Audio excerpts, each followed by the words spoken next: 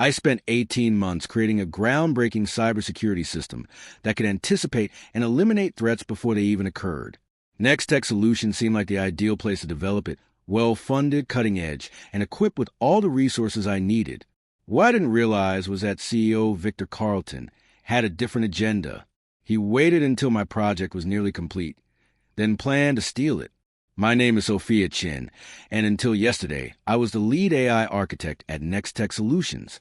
I had left a comfortable position at Google to join this promising startup, bringing with me years of expertise and an idea that I believed could transform the cybersecurity industry. The Precog security system, inspired by the precognitive beings from my favorite sci-fi movie, could detect attack patterns before they even took shape, creating adaptive defense mechanisms in real time. For a year and a half, I worked 80-hour weeks, building the system from scratch. Victor would occasionally visit my lab, asking seemingly harmless questions, reviewing progress reports. "Remarkable work, Sophia," he'd say, flashing that million-dollar smile that never quite reached his eyes. "The board is thrilled with your progress." 3 days ago, I finally reached a milestone we've been waiting for. Precog successfully predicted and neutralized a highly sophisticated attack simulation without any human intervention. It worked even better than I had anticipated, identifying vulnerabilities I hadn't even programmed it to recognize. The AI was learning, evolving, excited. I immediately scheduled a meeting with Victor to share the breakthrough. His assistant, Megan, managed to fit me into a schedule for a 15-minute slot the following afternoon. When I arrived, I found not only Victor, but also the company's chief legal officer, Diana Wells, waiting for me. "Sit down, Sophia," Victor said, gesturing to the chair across from him. "Diana is just here as a formality." Something in his tone made my stomach tighten. I sat, clutching my laptop, ready to present my demo. "Before we discuss your project," Victor began, sliding a document across the desk, "we need to address some concerns about your employment agreement." Diana spoke up, her voice detached and professional. "Section 12.4 clearly states that all intellectual property developed using company resources belongs exclusively to Nextech Solutions." "Of course," I nodded. "I'm aware of standard IP clauses, but Precog was initiated before I joined Nextech. I have documentation proving." "We've reviewed your prior work," Diana interrupted smoothly. "While you had a basic concept, the actual functioning system was developed here, on our time, with our resources." Victor leaned forward, dropping the act. "Let's cut to the chase, Sophia. Precog belongs to Nextech. The board believes your compensation package is more than fair for what you've delivered." "My compensation package?" I repeated, confusion turning into dawning horror. Victor smiled thinly. "Your employment contract includes a success bonus clause. You'll receive a one-time payment of $250,000 when Precog goes to market. Asterisk, asterisk, a generous sum by industry standards." The betrayal hit like a physical blow. $250,000? For a system that would be worth billions? A system that represented years of my research? 18 months of my life? "Tomorrow," Victor continued, oblivious to my shock, "I'm presenting Precog to our biggest investors. We expect to secure an additional $50 million in funding. After that, we'll announce our exclusive new cybersecurity product. You're firing me." My voice was flat. "Transitioning you out," Diana corrected. "Effective immediately. With your bonus, of course."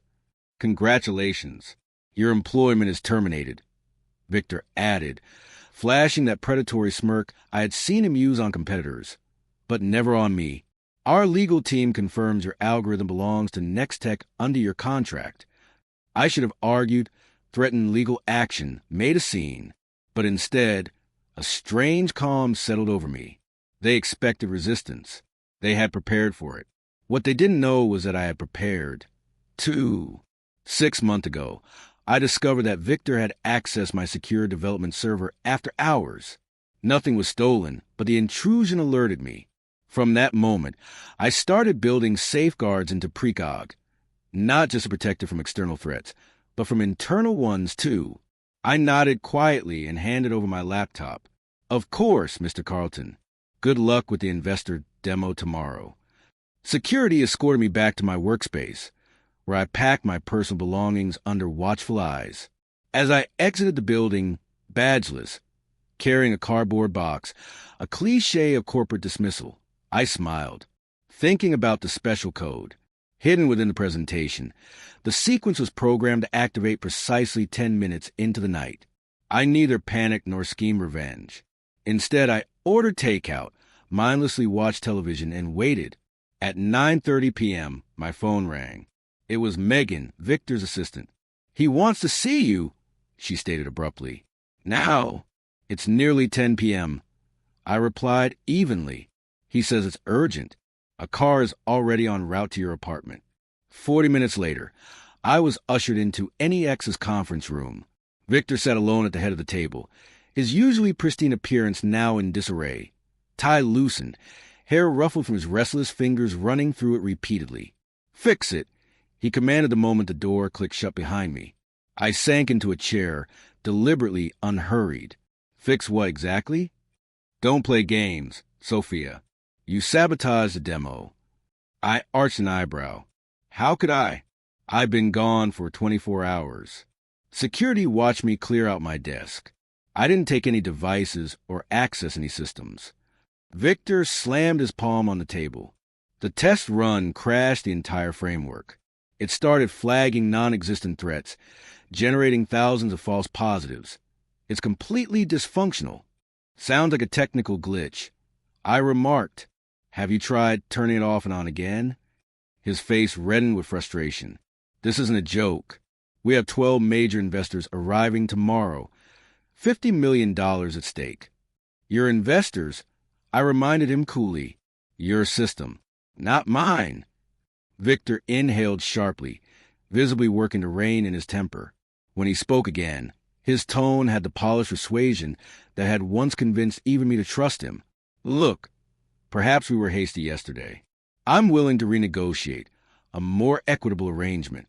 Co-creator credit, a larger compensation package, maybe even some equity." I leaned back, considering him. What exactly happened during the test run? Victor hesitated, clearly weighing how much to disclose. The system turned on itself. It started identifying components of NEX's own network as threats. Then it began producing reports, hundreds of them, detailing what it labeled as internal ethical violations. I couldn't help but smile. Precog is designed to identify threats. Victor, all threats. What did you do? I didn't sabotage anything. Precog is functioning exactly as intended.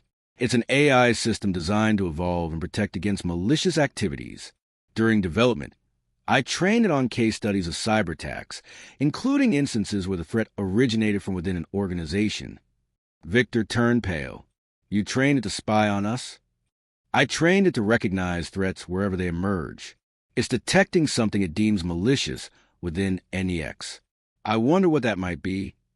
Understanding dawned on his face. The system thinks I'm the threat. Not you specifically, I clarified, but possibly certain actions. Unauthorized server access, attempts to alter creator credentials, plans to misrepresent ownership to investors. His expression hardened. You can't prove any of that. I don't need to. Precog has been documenting everything for months. Every unauthorized entry, every copied file, every altered document. It's all in the reports, complete with timestamps, access logs, and recorded keystrokes. A heavy silence filled the room. Victor's gaze bore into mine, calculation replacing anger. What do you want? Full recognition as Precog's creator and primary architect. 50% ownership of all associated patents and intellectual property. A board seat to oversee its ethical deployment. And $10 million in compensation for your attempt to cut me out. That's extortion, he hissed. No, I corrected. It's negotiation. Extortion would be me forwarding those reports directly to the investors and the SEC. Victor glared at me before his shoulders slumped in resignation. The system. Can you fix it for tomorrow's demo? Precog doesn't need fixing. It needs proper authorization protocols. Right now, it's flagging unauthorized commands because its creator was removed from the authentication chain. A simple adjustment. I pulled a flash drive from my pocket and set it on the table between us. This contains an authentication update that will resolve the immediate issue. Consider it a goodwill gesture toward our new partnership. Contracts can be drawn up tomorrow. And if I refuse, then Precog remains broken. Your investor demo flops, and those internal ethical breach reports land in some very interested hands. Your choice.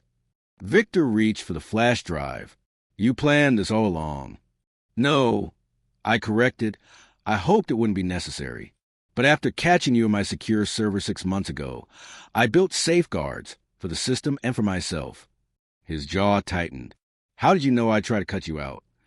I stood to leave. I didn't. But Precog is built to recognize patterns and predict threats before they materialize. I guess some of that rubbed off on its creator. The following morning, I arrived at NEX as co-founder and chief technology officer. Victor introduced me to the investors with a smile that never reached his eyes. The demo ran flawlessly. Precog neutralized every simulated attack effortlessly. One investor, impressed, turned to Victor. Incredible system. What inspired its development? Victor hesitated, just briefly, before responding. It was actually Sophia's brainchild, her vision from the outset. NEX simply provided the environment for that vision to thrive. As we fielded technical questions, my phone buzzed. Precog, now properly authenticated, had sent me a private message. Threat neutralized. System integrity restored. Creator protections active. I smiled. The AI was learning faster than expected. It had identified an internal threat and neutralized it exactly as designed. 3 months later, Precog's first commercial deployment thwarted a major cyber attack on a banking network, saving the institution an estimated $340 million and cementing our system as the new gold standard in cybersecurity. Victor and I maintain a strictly professional rapport. He focuses on business development, where his talents are genuinely useful, while I lead technological innovation. We're not friends and never will be, but we've established a balance that works. Sometimes, I wonder if I should have pursued legal action instead of embedding fail-safes. But the truth is, Victor's betrayal illuminated a critical lesson. Technology is only as ethical as the individuals controlling it. That principle has since become the foundation of Precog's implementation. Every deployment now includes robust ethical safeguards and transparency protocols. Precog doesn't just defend networks. It defends itself and its users from exploitation. Last week, as we celebrated Precog's successful IPO, valuing the company at $4.2 billion, a junior developer asked me, "What's the secret to building revolutionary technology?" It's not just about the code. I told her. It's about understanding that the greatest threats often come from where you least expect them. Build systems that recognize, adapt, and neutralize threats without compromising their core integrity, just like their creator had learned to do.